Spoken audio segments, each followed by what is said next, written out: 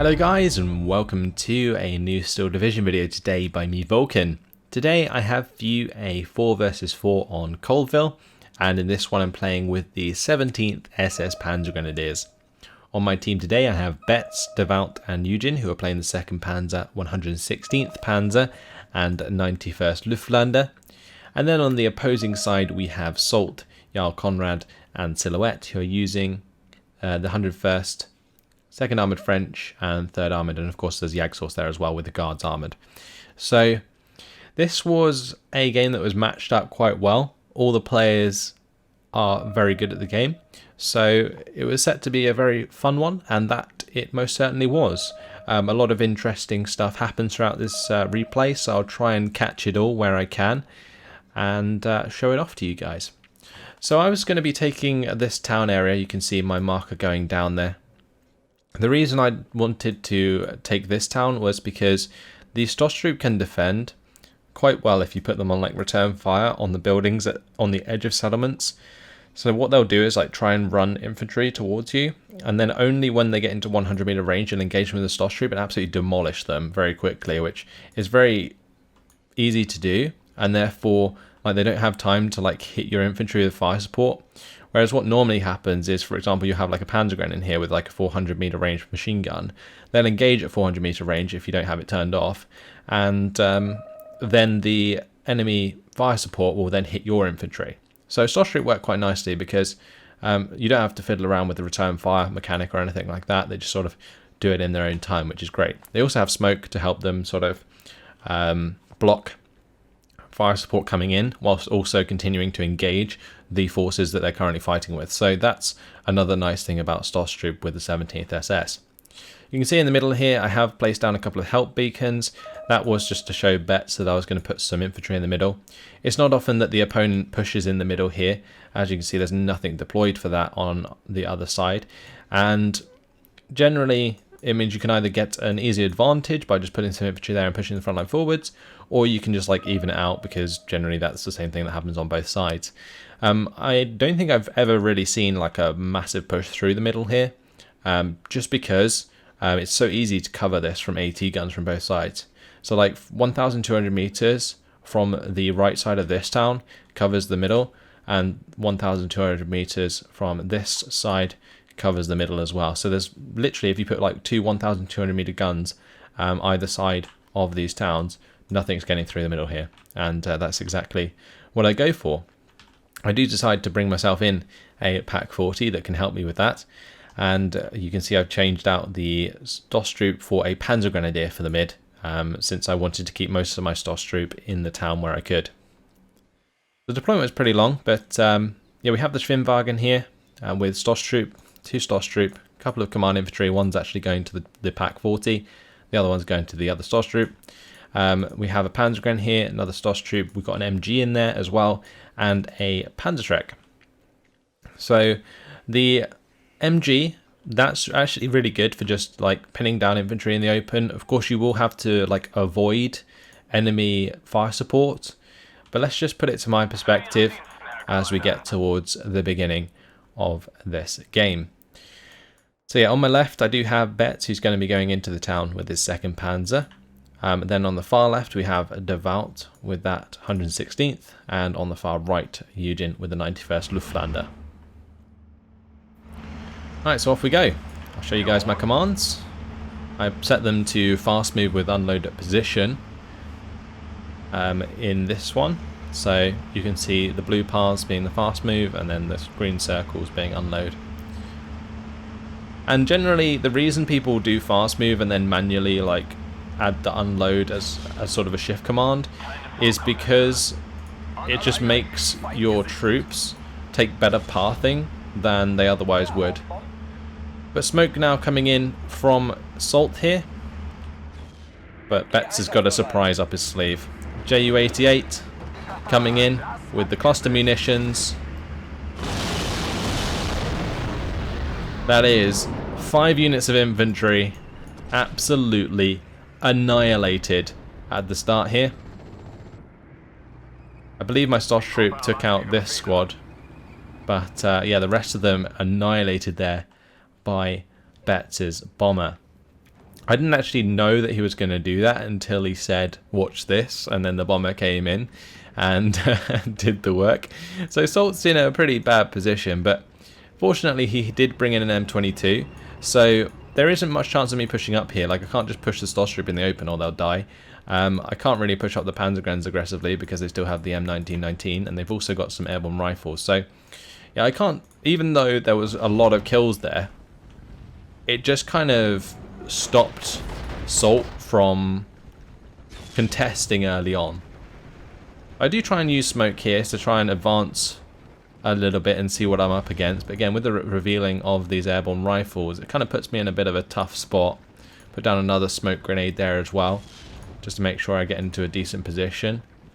And the rifles there now going to be engaging my Stosstroop at almost the perfect range for the Stosstroop. And you can see the M22 can't engage due to the smoke being in the way there. So they're going to get surrendered. And Stosstroop really showing their power at that 100 meter range engagement. There is an M10 coming down to the centre here, but I don't have to be too concerned about that. I do, of course, have this Pak 40 that's unloaded just on the left side of the town here. As I move my Panzergrens forwards, they reveal the M1919. I'm going to be engaging that with the MG42 and the Panzergrens. We've also got a Pak 40 on this right side, accompanied by a Panzergren Führer now. That will help pin that down as well. So, there we go. Panzergrens also here, helping Eugen's Ersatz hold the front line forwards. And across the board at the moment, it is actually a +1 for the Allies. It was a shame that I wasn't able to make too much ground off that initial bombing strike, which was very, very good from Betts. So here we have our Stosstroop, or my Stosstroop, just killing off some more airborne rifles. And Stosstroop, right, these guys cost 20 points. Airborne rifles cost 35 points apiece. So that Stosstroop killed off 2 of those squads, paid itself off like 3 or 4 times over. That's pretty nuts. Pretty nuts indeed. Now artillery does come in and help take out my AT gun here, but that was actually a Mustang bomber that got the kill. So I lose one of my Pak 40s on the right side, but I still got the one on the left that's going to creep its way up this tree line to join the Stosstroop and sort of cover the centre. Betts' 250-10 is engaging an M10. I'm not entirely sure if that's what he meant to happen there, but just to avoid my units being killed off here by this M22 Locust, I am now bringing up a Stug 3. Now this M22 was able to surrender my Panzergren since the units from the 17th SS, the Panzergrens in the 17th SS, don't have Panzerfaust, so they can't fire back at the M22 there. So he was able to just run me down.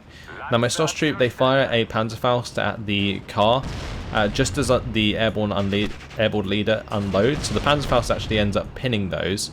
And you can see the airborne rifles here also being forced back under the fire of the Pak 40 and my own infantry. Stug 3 is going to be pushing up here. The idea being that I can make some ground with the Stosstroop into these buildings whilst my Stug 3 moves up. Now I have been engaged by this M3 gun, but that's 8 AP versus 8 armor. So I'm hoping that my 3-star Stug can do the job here before it gets penetrated. I managed to surrender another unit of airborne rifles there, which was nice. And there we go, M3 gun down. Now this Stug 3 is basically here to deal with that Locust. And whilst the Stug 3 is here, I can afford to push up quite aggressively with my Stosstroop. I've just got to be careful not to take too much damage from Salt's rifles, he's trying to continuously reinforce himself and not lose the front here. I've also now got an IG-18 on its way. That's going to hopefully help me take care of this M19-19. You can see my Stosstroop engaging the airborne rifles there, but unfortunately that one's not going to last too long. Stug's going to be engaging the M19-19 there though, and well, P-51 Mustang comes in. Doesn't have any bombs on it, just strafes the Stug 3 briefly.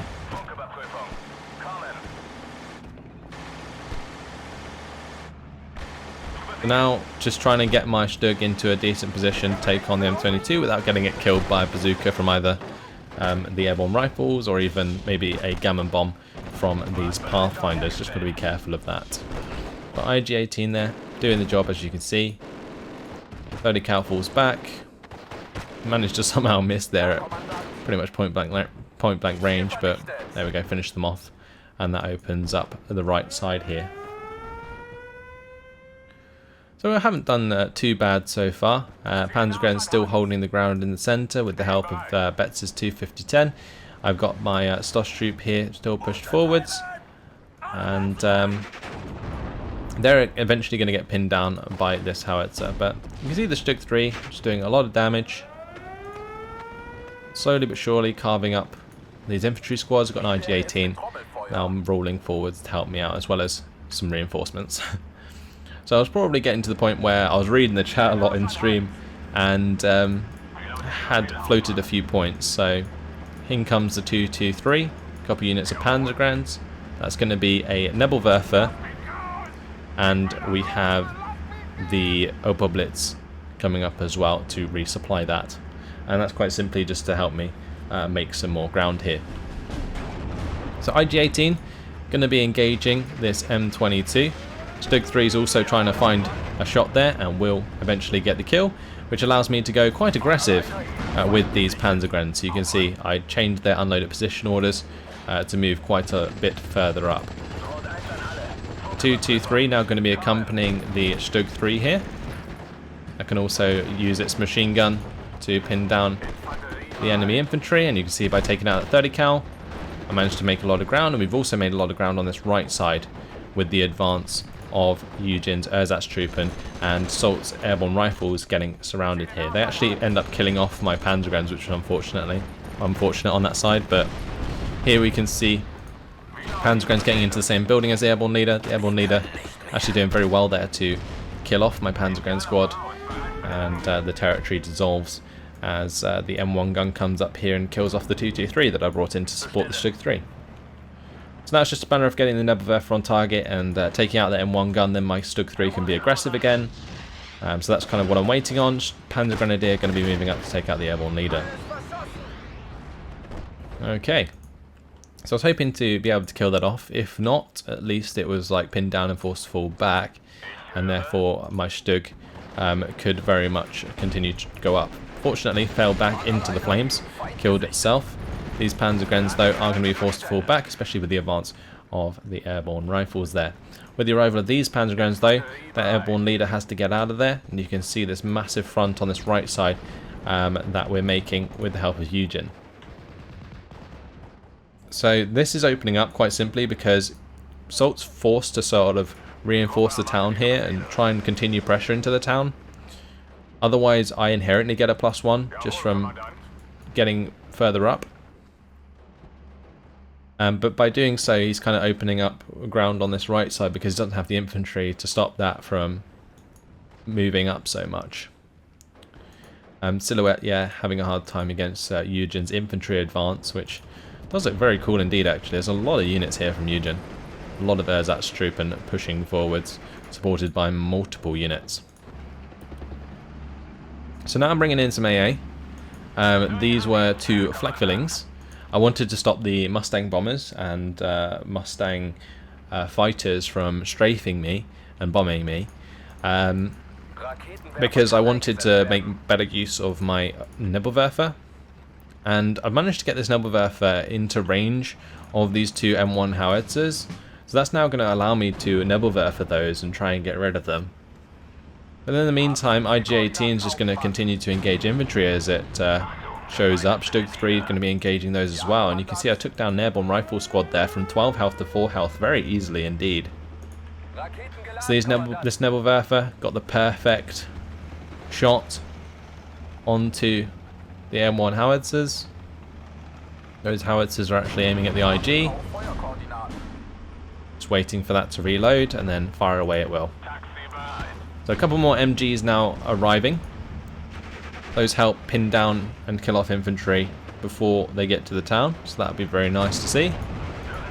And I've also got my Panzergrenadiers now trying to advance across the open on the left side here, but Jarl Comrade currently covering that with his M10 and the M8 Spy.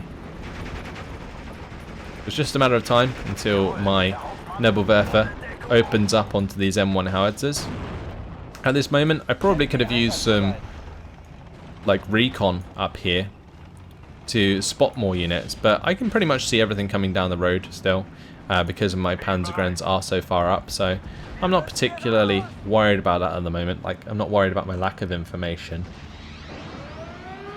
And here goes the Nebelwerfer. If I can take care of those M1 howitzers, it'll put me in a very good position. P-47 Thunderbolt comes in, decides to bomb my Panzergrens. Does take them out in the one bombing run, but my Nebelwerfer doing a lot of damage to his M1 howitzers and forcing them to fall back, which is great. So here comes the recon now, just as I say that. Probably realizing at the same time during the stream that I really did need at least a little bit of recon to identify what was coming my way and reveal some infantry and enemy AT guns that I might come up against, because then I can continue to use this Stug 3 effectively. Now this Stug 3 is 3 stars, so it's pretty accurate. I'm going to be trying to duel with Jarl Conrad's M10 here. As long as I can engage that within 1000 meter range, I should win the engagement. So speed troops so far doing a pretty good job. Got them into some pretty nice positions as well. Here comes another Nebelwerfer, and that's going to help me secure the kills onto these M1 howitzers. Here we go, Stug 3 versus M10. M10 does have the 1-star veterancy, so it does have a reasonable amount of accuracy. But there we go, with a penetrating shot from the Stug 3, I get the track wheel destroyed. And now he's pretty much dead since I managed to make him fall back. And there we go, critical ammo explosion. P-51 Mustang comes in to bomb that Panzergren squad. As he flies overhead, he does take a face full of flak-filling fire. And while here goes my Nebelwerfer 42, my reinforcing artillery does manage to kill off one of the M1 howitzers, which is pretty much all I could hope for. The best outcome would have been that I hit both of the M1 howitzers and killed them both, because this does have 27 HE power, so definitely able to one-shot those M1 howitzers. This IG though, that's done a lot of damage so far. It's able to fight this M22 as well as help pin down and kill off the airborne rifles. But in comes B-26B Marauder, and that's going to bomb the crap out of my machine gun there. Fortunately, my Nebelwerfer 42 able to stay alive. Double Blitz munition nearly got exploded though, and that would have been really, really bad. Now what happens here is my Stug, it was really, really well played actually from Jarl Conrad. What he did was he sort of had his M8 Spy keep popping out so that he could take the shot really quickly with his 3-star M8 Spy. But what he was doing was waiting until my Stug 3 turned to engage like the M22 or the airborne rifles here naturally, and then he would pop out for the side shot. And eventually he managed to make it happen, even though I was trying to micro that at the time. I thought it was front facing, but apparently there it got caught out by trying to aim at the M22 in the meantime. So yeah, the double pronged attack there working out quite well. And if we stick it back to my perspective, see my speed troop are spotting quite a lot of stuff. Got the speed troop in the mid as well, hitting these Spey. Airborne rifles go down to the IG-18, and yeah, M22's still struggling to push up, mainly due to my aggression with this Stoss troop. You can see I've thrown down another smoke grenade there in order to get my Panzerfaust close enough to kill this M22. The Soul's doing really well here with his airborne deck at the moment, just like putting the pressure on with these M22s. It's just unfortunate for him that Silhouette's kind of been taken apart on the right side here by Eugen, and a lot of ground has been lost on his left flank, on Eugen's left, or Salt's left flank that is. So Ju-87 coming in. I really need to get rid of this M22 because with my Stug 3 dying, like armor's a real problem for me right now. I can't like just advance into it. So I'm hoping my Ju-87 can find the kill, and that he does. Mustang does come in for the kill onto the Ju-87, and I was really expecting my Ju-87 to go down here, but fortunately my flak filling's saving the day. So both of my flak fillings give a burst to the P-51, and the Ju-87 gets out alive. He is very much damaged though. You could see the fuel leak there on his wings. M8 Spy, that is going to be continuing up on my left flank, but I have a Stug 4 now arriving since we are well into phase B. So this Stug 4 can make use of the 1-star veterancy quite well indeed.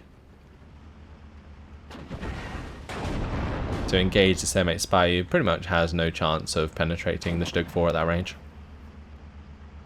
So now you can see both these Opel Blitz munitions have the Nebelwerfers picked up, and I'm just going to be like redeploying those. M8 Spy gets killed off by the Stug 4, which is great. And now it's time to bring up some more recon to replace that which I lost in the mid.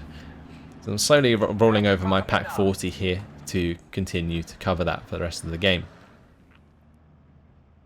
So just trying to get these Nebelwerfers as far forwards as I can.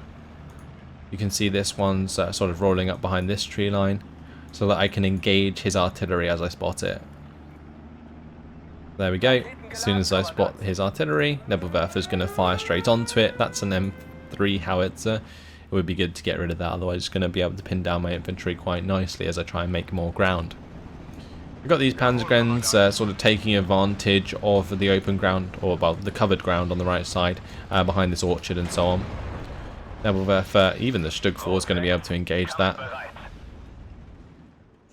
And that M3 howitzer, this was a bit of a mistake from Salt, because it does have like 2,000 meter range, so there's no way that it should be in range of this Stug 4. On the right side of the town, speed troop, they're going to be moving up that side to make sure that I can see if there's anything on the other side of these tree lines that would threaten my Nebelwerfers. Keeping the Nebelwerfers alive throughout the game as a 17th SS is like extremely important, and they're just a cheeky kill onto some low health airborne rifles. So a bit of an armoured fight here for Jarl Conrad. He's trying to make some ground through the town against Betts' 2nd Panzer. I'm currently just sort of consolidating my forces and pushing forwards as much as I can without taking too much of a risk. Stug 4 is kind of in a bit of a dodgy position here. You can see that due to the range, there could be any 1000 range AT gun in any of these tree lines and I could get shot at, which would be really, really bad. But I'm confident that my recon would have spotted them. That's why I've moved over this speed troop to the left side. I've got this speed troop here, so they should be able to see stuff if it's there. Anyway, Nebelwerfer's now moving over to the right a bit more, hoping to get rid of the troops that are in this area, and then maybe we can make some more ground. But yeah, fantastic job by Eugen to make all this ground with his infantry here. Well supported infantry. He's got Pack 36 everywhere. Pack 40's got the Marder 2s amongst them as well. Does have an ME109 G6R6 there, going to be going for an engagement with the P51 Mustang. There is a couple of AA pieces, so he should be able to keep that alive. Just going to make sure that those Flak 36s target the P51 Mustang specifically, otherwise that ME109 will be going down. There we go, going to be getting out of there. So now we have the Pack 38, and there's a Pack 36 here engaging that M4A3 from Eugen. My Nebelwerfers probably could help out with that engagement, but you can see here the speed troop just trying to move up and find better targets. Stug 4 going to be trying to knock out the WC-52. There we go. We're into phase C. Made quite a lot of ground. 860 points on the board. Bringing up some more reinforcing Stug 4s and also these SDKFZ 7-1s which have the flag fillings on the back of them. So if I zoom into these, they are very awesome guns with those flak fillings on the back. I'm also now bringing up a Nebelwerfer 42 for Betts to try and help him make some ground as well. Because I'm not entirely sure like how much more ground I can make on this side due to me getting up to the swamp, which is very hard for me to push through without getting ambushed by loads of infantry. And by this point, you know, a lot of my Stoss troop are dead, so I'm relying quite a lot on Panzergrenadiers, and they're definitely not as good at close quarters combat. So I also got the 232 and the Marder 3 on the way. And while I'm at it, may as well try and push these Panzergrenadiers up a bit. Spot the spade. Gonna try and make those surrender if I can. Trying to get into the 100 meter range there to get rid of those.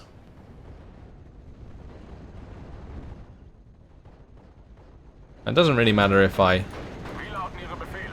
do kill this bay or not, because they're not the ones that are actually pushing the front line forwards. It's this unit here, the command infantry. Spitfire Mark 9 going to be coming in for strafing runs to the Panzergrenadiers, but my Stug 4 there is managing to take out an M3 howitzer, which was fantastic.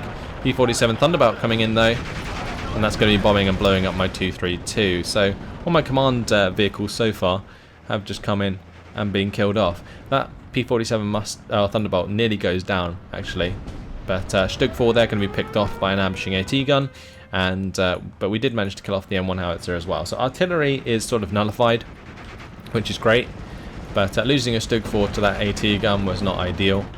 P-51 Mustang does manage to drop the bombs onto the Panzergrenadiers, but not accurate enough to do too much damage, which was nice.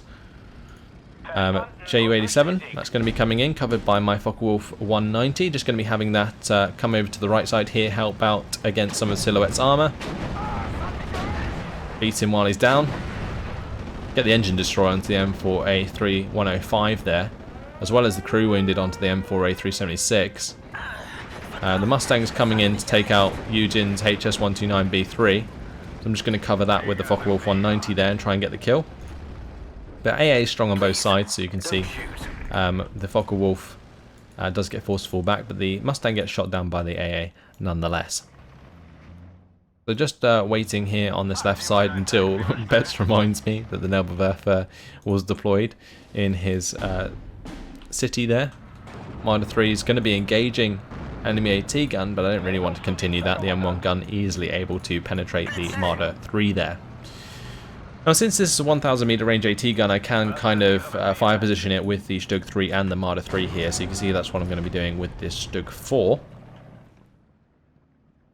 But going to be continuing to move over this Pack 40 to the mid now to just stop this salient. Since my Panzerguns pushed up unsupported, they did end up getting taken out by the M5A1 half-track here and the M4A375. My Nebelwerfer has been unloaded, and fire away we shall towards Jarl Conrad's units. So quite simply, just going to try and pin down some of his units. Managed to blow up his command vehicle there as well, pin down the M4A1. That's going to allow Betts to engage with Ramsch. Gets the trap wheel destroyed. That's game over for Jarl Conrad's Sherman there. So a decent Nebelwerfer strike. Wasn't very lethal to the enemy, but definitely pinned down a lot of units and helped make some ground. Panzergren there going to get taken out in the centre. Again with the support, just going to be bringing in these Panzergrens now to plug the gap. Do have a Ju-87 hanging about now as well to try and get the kill onto the half track and the tank there. We've done well so far. I'm not really progressing much myself at the moment. I've managed to get my infantry into decent positions here, these speed through providing nice recon information onto Silhouette's units. But I can't be overly aggressive because I don't really have too much to deal with the AT gun.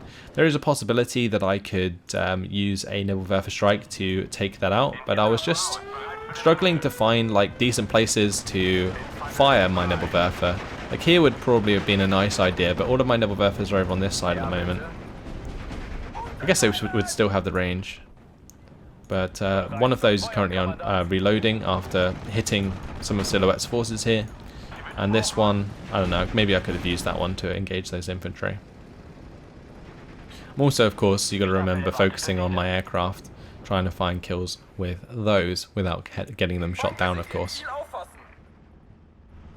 So there we go, Nebelwerfer is going to be opening up on the target that I just stated, and we're going to have this Nebelwerfer 42 open up towards the M1 gun. So just going to be, yeah, hammering that 50 cal, managed to take that out. Nebelwerfer now going to be reloading. We'll wait to see the strike onto this M1 gun and the glider leader. P-47 Thunderbolt coming in there. That's going to get hit quite a lot by the Flakvillings and is going to get shot down. But did manage to bomb out another unit of my infantry. Panzergrens getting pinned down in the centre. On this left side, another bombing strike coming in from Betts' Ju-88.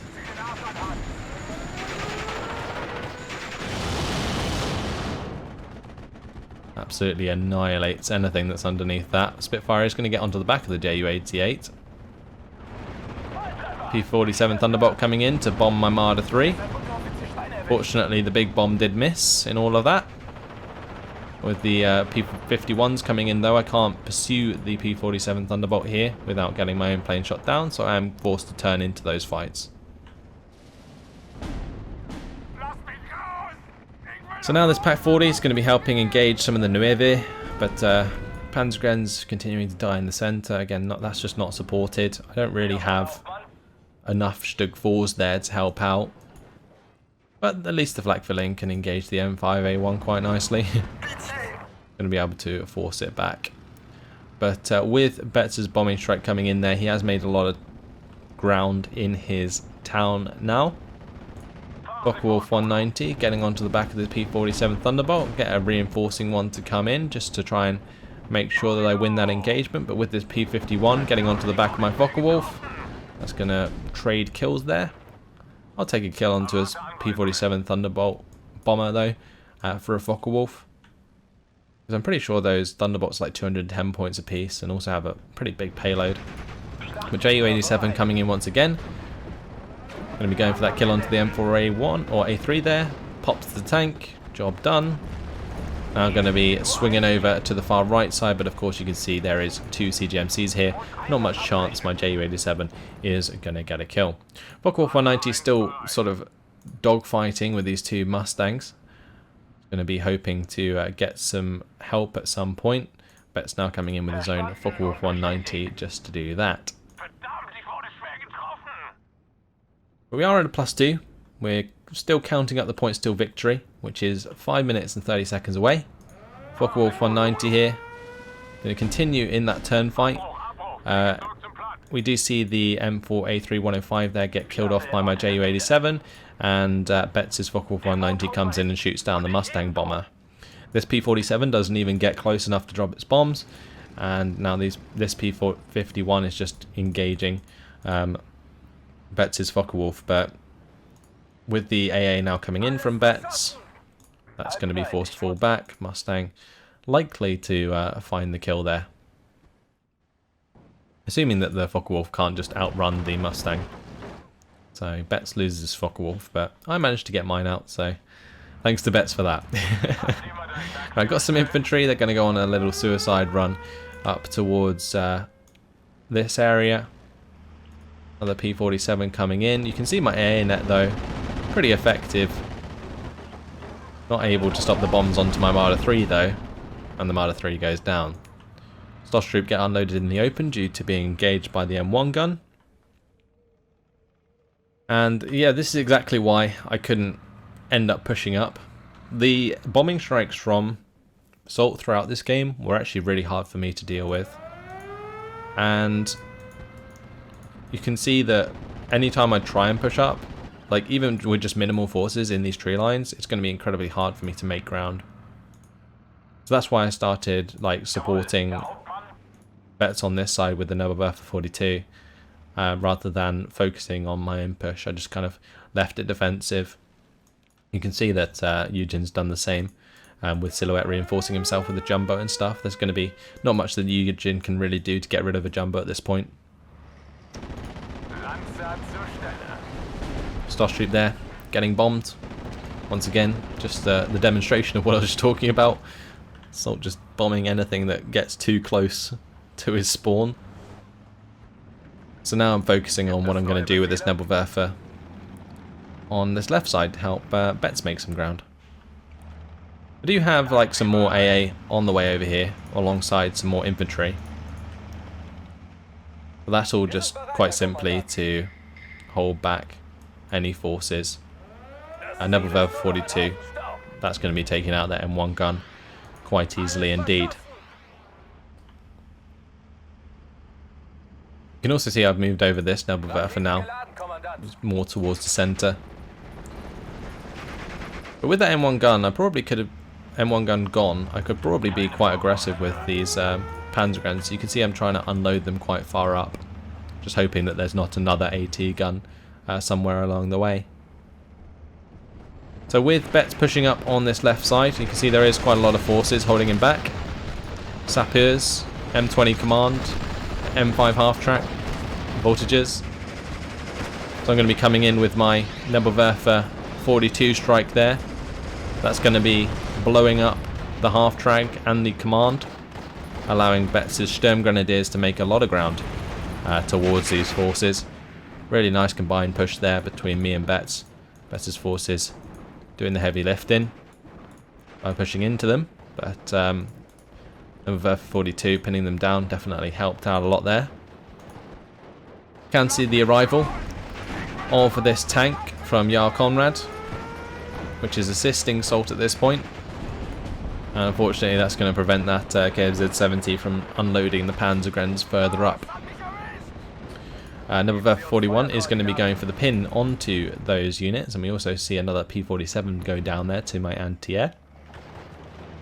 Especially now that I've got SD KFZ-72s in here as well as the 7-1s. But that tank is going to be moving forwards from Jarl Conrad and engaging my 7-1, which was unfortunate. B-26B Marauder is going to be coming in and bombing out the other 7-1 and forcing both of those to fall back. But you can see that we actually ended up shooting that down, which is definitely a very good kill indeed. It's very hard to shoot down something like a B-26B with AA normally, but since I had quite a lot of it, I was able to do so. That's like both my flak fillings. We've got those two AA units on the right side, and of course I had the AA units on the left, but both of those are now being killed by this advancing M4A3 from Jarl Conrad. I didn't really have much to deal with that with. I could have maybe tried to engage it with the Stug 4, but a 2-star M4A376 is going to easily penetrate the Stug 4 at close range with very accurate shots indeed. Betts' Panther A is pretty much the only thing here that can really challenge the M4A3 or even my Pak-40, but the Pak-40 is too immobile to really get into line of sight quickly enough. Panzerschreck there, going to be trying to wander forwards, but does get spotted and is going to get hit quite hard by the M4A3. And yeah, that's pretty much it for the game, as in 5 seconds it's game over. Now Betts' Panther A does get engine destroyed there by a side shot from the M4A3. Nice job there by Jarl Conrad, but is not able to secure the kill due to the game ending. 33 minutes and 47 seconds it took to gain total victory, and job well done by my team. Really, really good job indeed. Eugen took the right side by storm with his 91st Luftlander. Myself, I got 3,150 kills to 1,540 losses, so nice 2-to-1 KD. Betts managed to push through his town eventually, and Devout held on the left flank. So yeah, all well and good for my team, and commiserations to the enemy team, but definitely a really, really fun game. And that bombing strike at the start from Betts was just absolutely insane. I'm definitely gonna have to look at that again and again in the future, because it was just absolutely perfect. Just smashed like 4 units of infantry, just blunted Salt's push entirely into the town early on. So there we go. Stug 3 managed to pick off quite a nice amount of units, M22 and the M10 early on. That's the 3-star one I had. IG-18, the only IG-18 I think I brought in the entire game, managed to help me clean up a lot of infantry, which was great. We had the Nebelwerfer 42, and the Nebelwerfer definitely do a lot of work. This Nebelwerfer 42 taking out multiple AT guns, including one of the M1 howitzers. Ju-87 found kills onto the M4A375, M4A376, and the Firefly 5C. We see the Stug 4 killed off the rest of the howitzers, and this Nebelwerfer killing off the command cars. That was the one that supported Betts in the town. Then we have another Ju-87 killing off Firefly, and another one killing off the M4A3. So I had quite a lot of planes. By the end of the game, I basically invested in planes instead of ground forces for the most part, just because it was going to be extremely hard for me to push towards that swamp area. But that's all for now, guys. Hopefully you enjoyed the game. Thanks for watching, and I'll see you in the next one. Goodbye.